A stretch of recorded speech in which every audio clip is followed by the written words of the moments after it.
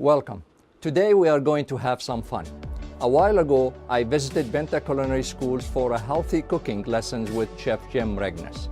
We prepared a day's worth of good healthy meals, including my time waits for no one salad. All the dishes and recipe we made in today's show will be on ToledoCardiology.com. So grab your apron and join me in the kitchen on Time Waits for No One. As we discussed in many episodes about healthy diet is the most important element of our life. If you want to live healthy, not having heart disease, not having lung disease, not having cholesterol, blood pressure, all of these elements is so important when you decide what to eat. So today we are going to focus on that lifestyle. We are going to focus on our diet and what we should eat and how to eat it. So we are here and we are having an expert in cooking, Jim Regnes. Yes. So tell me, what's your title here? My title here is I'm Culinary Arts Instructor for the junior program here at Penna Career Center. Great. So you are an expert. So if we are going to advise our viewer about the best healthy style, so it comes with breakfast, lunch, dinner, what kind of salads? Because I hear it from many people that, oh, I cook healthy. But in reality, when you ask them about the details of that cooking, they are not cooking healthy. No, they really aren't. It's I think healthy cooking also is a lifestyle. That's right. And it is convenience, and that's what we're going to hit a lot upon today is the convenience factor. I'm going to show some easy ways that people can start to get more healthy. Perfect. So we're going to start with breakfast. Breakfast. This is what I do every week usually. Good. I have to say usually, is I make oatmeal. And what I do is I make it ahead of time for the whole week. Okay. Because that way, you know, if I'm busy, I have a busy morning, I can just put it in the microwave real quick and it's set. Well, everybody always wonders what type of oatmeal to buy. Sure. Here we have steel cut oats, here we have rolled oats, here we have some powdered oats.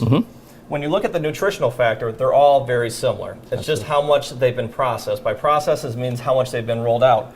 For instance, this is basically the steel cut oat, but rolled out, and that is pulverized. And the only thing you're really minimizing is you're losing a little bit of nutrition, not much, but what you're doing is you're gaining speed and cooking time. To make the oatmeal, it is simple. It is absolutely simple to make.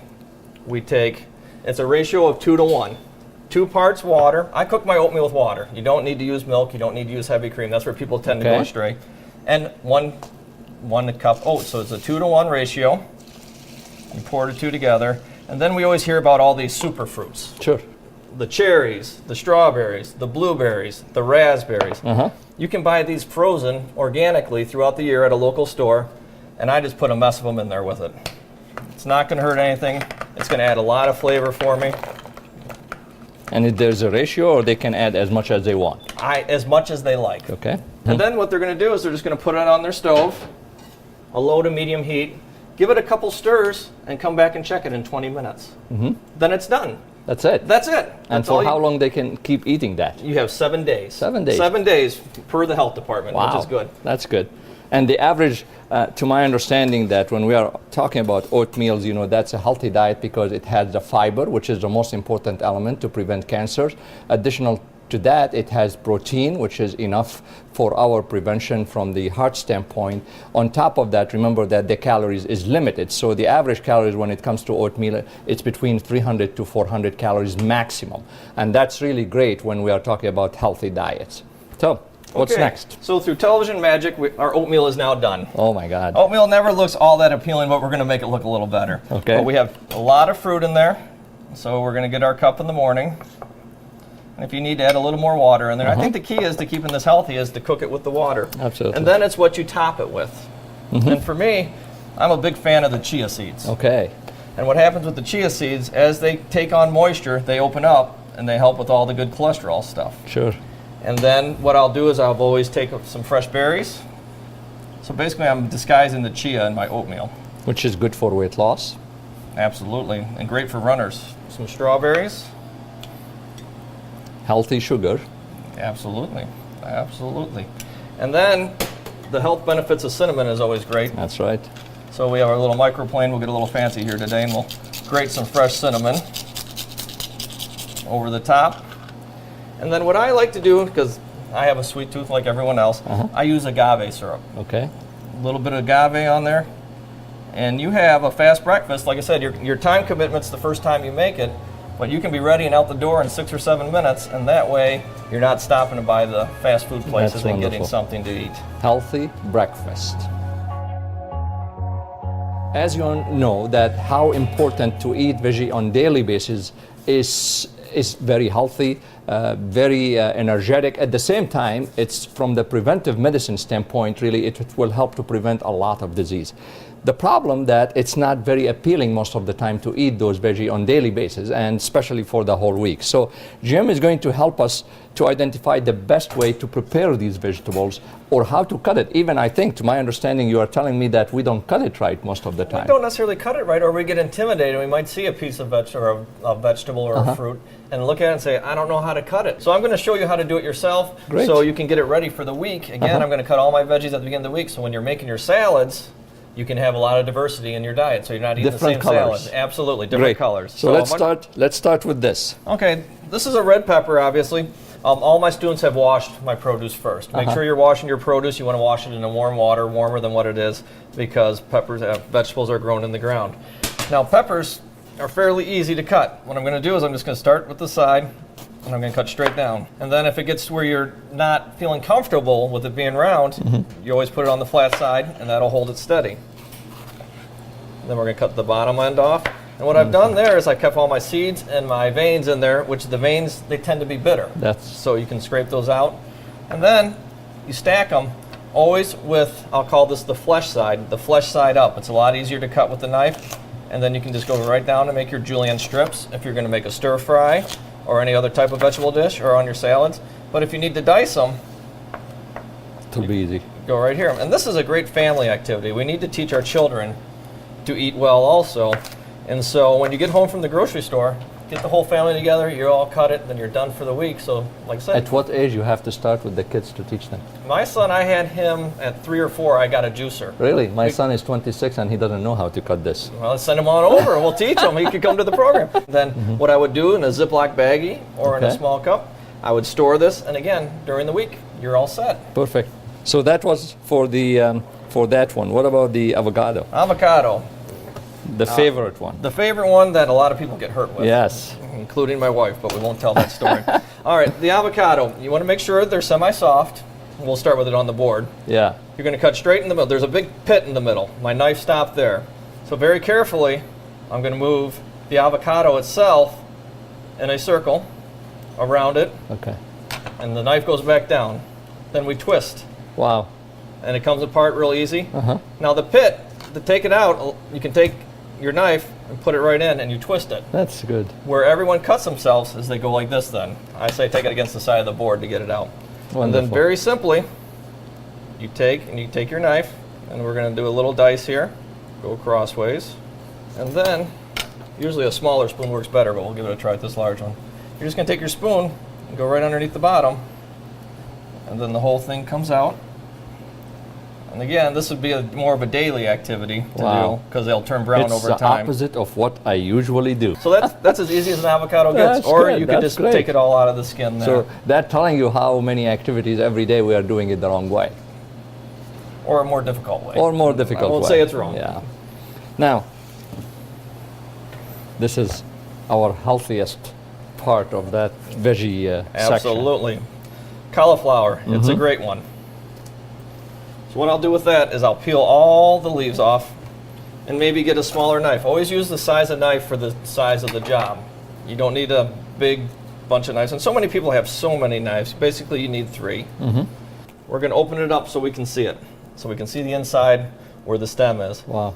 You can do that. And then all I'm going to do is I'm going to simply cut down. Same type of principle. Going down the sides. Keeping it flat on the board. And then if you're doing, like for larger portion, you can just break it up like that. Or if you're doing smaller portion, you can go ahead and just cut it a little bit more. Okay. But the key is one hand on the knife, one hand on the product, so you're safe. Wonderful. And after you prepare these products now, I can see that you have a variety of coloring, and you're going to mix it and use it the whole week, I assume. I mean, yeah, I keep them all separate, and what I'll do is when I make my salad, sometimes you're in the mood for different types of foods. I'll just go ahead and go into the cup, or my family, it's always ready, it's in the refrigerator, therefore we can eat a salad with every meal. Now, when you refrigerate this product, I mean, I'm sure there is a specific criteria. I mean, like, what's the temperature you like to keep it? Is it frozen all the way, or? No, we don't want to be frozen all the way. You have what's called the temperature danger zone. Yeah. So basically you want to be below 40, and you don't want to freeze. Okay. 32 to 40. So no freezer. You just put it in the refrigerator, technically with a temperature below 40. Exactly. Wonderful. And Great. then you, some of them like to breathe, some of them don't, but I cover them. And the key is that you label them. You don't want to keep it around too long. You don't want to be looking in there, and we don't want to waste money on vegetables. So what we'll do is we'll just put a lid on it or a sticker on the side and put the date that we made it. Ziploc bags work great. They go right in the veggie drawer, and then you'll find that you even snack more with them. Wonderful. Thank you. Thank you very much. As you know, salad is probably the best part of our diet, especially that we have to start with our salad. It's filling, it's good, healthy, veggie. At the same time, doing the good salad, most of the people love to go to restaurants to prepare their salad because really, not to prepare, to eat their salad, because really it tastes good. And if you try to make it at home, it does not come out the same. So really, Jim, you're going to help us today to prepare a one-dish salad, which is to be very appealing, good for the people to do it on a regular basis. And you know, changing the salad type every day is very good. Absolutely. I think it's changing it's very good, and individual tastes differ. So once again, we're going to make a salad that you would like. How about that today? Great. We have several different variety in greens is very important. We don't like iceberg lettuce. Great. No nutritional value, not much flavor. So we have a mixed field green mesclun mix here. Would you care for that in your salad? Absolutely. Today? All right. So that's my favorite part. I've washed night. my hands, and I've made sure my hands are clean. We have gloves on. And then you always hear about the Superpower Kale. Yes. A little bit of kale in there, a little bit of a bitter taste, but different tastes, different textures. And then we had from earlier today, yes, all of our different ingredients. Any of your favorites, sir? Absolutely. How about tomato, cucumber? And that way you can make what you feel, and that's important. And you want to have different taste, different texture. You said cucumber, correct? Yeah. So we can put some cucumber on there. Red pepper. Red pepper, and you can do lots of things. You could roast your red pepper if you wanted to make it a little different. And then I'm going to have you try a few things here in a few minutes absolutely. Also. And then another thing I like to do is a little bit of protein. I'll add a hard-boiled egg. And so we'll put a little egg on there. And you could hard-boil 4 or 5 eggs, again, on one day. Keep them in the refrigerator. You have a nice snack. Sure. And then some nuts are always good. Yep. Love pine nuts. Care for pine nuts? Absolutely. And if you wanted to stop there, you could do that, or you can continue on. Keep adding whatever you want. Beans, Absolutely. any different types of proteins. Now I have some interesting stuff for you. What we have here is micro carrots and micro celery. So this little, it's hard to see, this has a big celery wallop for you. Okay. It'll taste like celery, so we'll add some pretty garnish on there. And the same with these. These are called micro carrots. So we'll put some of that. These are a lot of fun also. These are pea pods, or pea shoots. And they're both the same thing, but one, they grow in the dark, and it affects the flavor. It doesn't get as bitter, it tastes a little sweeter.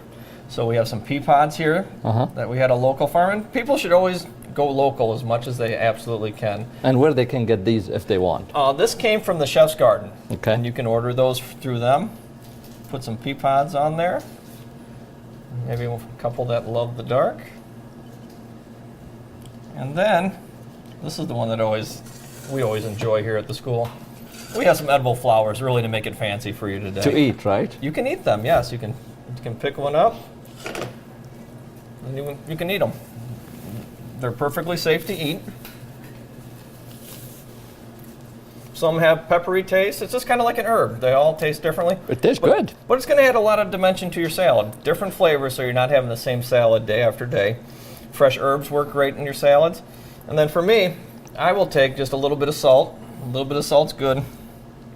And I will just squeeze a little lemon and a little lime. I think as a society, we got to get away from drowning our salads in our dressing. Absolutely. I'd rather taste the salad than the dressing. Actually, this is probably does not exceed 150 to 100 calories in my opinion. I doubt not. And if you add the dressing, probably it will be another 150 calories. So in reality, if you can avoid, just focus on the simple stuff, like what you suggest, the lemon juice or some olive oil with some balsamic vinaigrette, for example, that would be great. That would be the healthiest. And with our ingredients, we've really changed the flavor dynamic of it.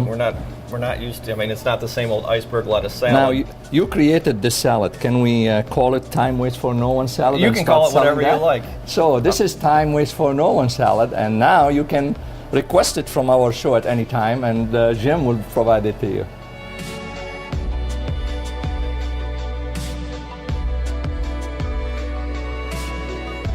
One of the other elements in our eating habits is to eat soup. The reason, as you remember, we always promote the idea of drinking fluid, because fluid, it's going to fill your stomach and make your appetite probably suppressed somewhat. So for that reason, soup is one of the important elements in our daily diet if we can. And Jim today is going to give us some tips about the best way to prepare some of the soups, which he is expert with. Yes, I'm going to show you a simple soup today. And what we've done is we have some alternative sources of protein. You hear of meatless Mondays and stuff like that. Yes. I think it's good for all families to do that one day of the week. It doesn't have to be Monday. So we have some quinoa there, we have some couscous, we have some black beans and some wild rice. And as everything else, we cook that ahead of time a lot in our family. We're a busy family. And what's happened now is we have all these vegetables from our salad, and we have some left over, and we don't want to waste. Yes. So there's no real exact recipe to this soup, but it makes it real easy. We have two different types of oil. I have olive oil and I have avocado oil. For soups and sautés, I like the avocado oil better because it has a higher smoking point. It doesn't break down as quick, so I can cook things faster, a little hotter, and we won't get into the carcinogenic effect of it. So I'll use some avocado oil for this. And that's available in all of the markets, I assume? Yes, it is, absolutely, especially the larger warehouse stores. I'm going to put a little bit in the bottom, and then I just have some shallots, or if you had some onion left over, I'm going to put them in. And you can hear the pans talking to me. I teach the students to cook with their ears and their eyes as well as not following a recipe. So we're going to cook those and sweat those onions. We're sweating them. We're going to cook them till they're translucent. So for the sake of television, we're going to say they're translucent. Then we're going to add our garlic. Okay. A lot of people like to add the garlic first. I don't like to do that because once we smell the garlic, it's done its job. It doesn't need to cook a whole long time, and we don't want it to burn. So I'll put the garlic in. We'll just stir it around a little bit. And now it gets pretty easy from here. We have some leftover Brussels sprouts. Yeah. Just goes right into the pot. We have some leftover broccoli. Again, right into the pot. I think you're seeing a little bit of a trend here. Some peppers. Yeah. So whatever veggies you have left, we can just go ahead and throw it right in the pot. Some shredded carrot. That's good in there. Even some tomatoes. So that we're going to say that is our base for our soup for today, but you can add whatever vegetables you might have left over. Sure. And then I like to add a little bit of spice. Capsicum's good for us. So I have some smoked poblano peppers. I like to add just one of those. We just put that right on in. And if you are going to work for the day, this is a great crock pot soup. Wow. Just put it on low and go. Then we have some pea pods left over. Those can go in as well. And then, what is your grain of choice for the soup today? The quinoa, the wild rice, or the couscous, or a little bit of black? Couscous. Couscous can go in. I'm from the Middle East, so. We'll add some grain to it. And then we can either go with the organic roasted red pepper and tomato soup, or you can use a vegetable broth. Let's do the tomato. Tomato, this is a great one. So this is going to add a lot of flavor. It's going to give you the correct thickness. And then you're just going to let this soup simmer for about 30-40 minutes till the veggies come soft, and you're good to go. Then you have soup for the week, for the following week, or whatever you will need. Wow. And it usually takes about 2 of these. And you can do it proportional. I mean, like if you put less, you don't have to do both of them. Okay. We're cooking by sight, absolutely. Okay. And then we'll just let the soup simmer, and then you're 40 minutes. 30 or 40 minutes till the veggies come soft. If it's in the crock pot, you're going all day, and you have a good, healthy, nutritious soup that you can use. 100% veggie, which is 100% great. veggie. Excellent. Now, the final part. What are you going to prepare for us here? We're going to have dinner finally. Okay. So we're going to start off with the salad, but we've already made that. So we're going to do a meatless dinner, excuse me. Wow.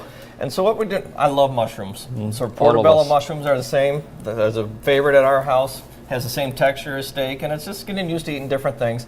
And the way you tell a good fresh portobello mushroom is you look at the gills. The gills are all, they're, for lack of a better term, they're not slimy, and they're all intact. So that's telling me I have a fresh mushroom. Then you're just going to pull the stem out, and we're going to do a simple filling for the mushroom. Our filling is we're going to take some spinach, some garlic, some oregano, and a little bit of olive oil. That's going to be the start of our filling. So I have a small saute pan here preheating, and take my olive oil, a little bit to coat the bottom of the pan. Going to add my garlic just until I can smell it.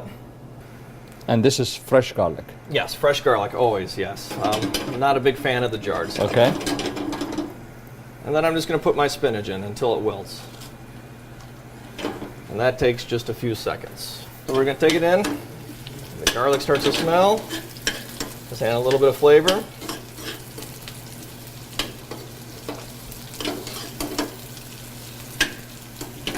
And that's about it. Wow, just a few seconds. Just a few seconds. Simple, fast, easy meals. And then I'm going to pour it right in the bowl. You can smell that olive oil and that garlic. It smells delicious. We have some panko breadcrumbs. I'm going to put it in there as a binding agent. And then we have some Parmesan cheese, which we'll put over on the end, at the very end. And now, through with a little help from my students, I have one that's completely cooled off for me, so it'll be a little bit easier for me to touch. You can remove the gills if you like or not. So I leave them in. They really don't hurt anything to leave them in. I really don't believe they affect the flavor or anything in a negative way. So we're going to take our stuffing. I'm going to put it right over the top. All sorts of goodness in there. It can be a little messy at times. We'll fill it up nice. You are cooking. Yeah, exactly. And my wife always claims I'm very messy. A few more of the breadcrumbs on the top. And we're going to take some Parmesan cheese. Just put it right over the top there. As much as you like, right? As much as you like. Now you're starting to get into some of the bad stuff, so we got to be kind of conservative with that. I'll take the olive oil and I'll just put it on my fingers. Okay. And I'll put it on the bottom of the mushroom. Oh, wow. It acts as a heat conductor for me. It'll conduct the heat from the grill to the mushroom. And then I'll hit it with a little bit of salt. The salt will help, A, the flavor, and B, it'll help to draw out some of the moisture from the mushroom. Salt will draw the moisture out of the mushroom. A little bit of pepper on the top. And then we have the first part of our meal going. This is going to be like a 10-minute meal. It's going to be very quick for us. Wow. Then I'm going to go to a preheated grill, medium-high heat, and we're just going to set it down and let it start cooking. Wonderful. Cooking time is going to take approximately 8 to 10 minutes. So while that's cooking, I'm going to get cleaned up a little bit here, and we're going to start on our sides. Okay. For our side today, I love the sweet potato. Yep, everyone does. And I love the red sweet potatoes, so that's what we have for today. And the first thing you're going to do, as always, anything that comes from the ground, you want to make sure you wash it. Absolutely. And wash it well. Then, using your regular vegetable peeler, you can go ahead and peel the potato. And then you have your peeled potato Ready. here. And we're going to do Julienne Fries, is basically. Okay. We're going to bake sweet potato Julienne fry. Same principle as we were working with before. We want to make sure that you're starting with a flat surface so you don't cut yourself. And then you're just going to cut with a nice sharp knife. You're going to cut about a half inch, quarter to a half inch, nice big rounds. And these can get a little finicky on you. After that, set them down. You're just going to cut some French fries. And this is probably one of the easiest things we've done today. Sure. So then what we do is we take a sheet pan that has parchment paper on it, or you could just use a regular one. We use the parchment because it saves us time for cleanup. We're going to take our potatoes. We don't want them to touch. So it's kind of like little kids in preschool. Just spread it all over. No touching. And then we're going to take our olive oil, or you could use the avocado oil if you like. Again, it's going to be a heat conductor. That way we're not deep fat frying. Sure. Over the top. And then after the olive oil's on, I have a mixture of salt and pepper here. I'm going to sprinkle it on top of the fries. And then they go into a 350-degree oven for 20 minutes. So we're just going to pop them right down into the oven and let them cook. 20 minutes. We have our starch. Wow. Last thing we have is we're going to do spinach. Spinach seems to be the theme with the mushroom. But I love spinach. Very, very good for you, high in vitamins. Absolutely. This is called an ice spinach. It loves the cold weather, and it has a lot of sweetness to it. And so I bought this, and a lot of people don't know how to clean their spinach. You want to wash it very well. What I like to do is I like to put it in a bowl with water in it, and I soak it in and out just a couple times, and then I'll actually take it out and rinse it again. Now the stems are fibrous, and we want to get rid of them. And there's an easy way to do that. You take the leaf itself, fold it upon itself, and then you just pull. Oh, wow. And the stem comes right out. So we have, with the help of students as usual, we have some cleaned here. I'll take some olive oil into a saute pan, preheated, a little bit of onion, or a shallot, whatever you would like. We're going to cook that until it becomes translucent. Then just like the filling that we made for the portobello mushroom, we're going to go ahead and just put the spinach in. It'll wilt, then we'll take it out, and we'll add a little salt, and you have a wonderful vegetable. Wow.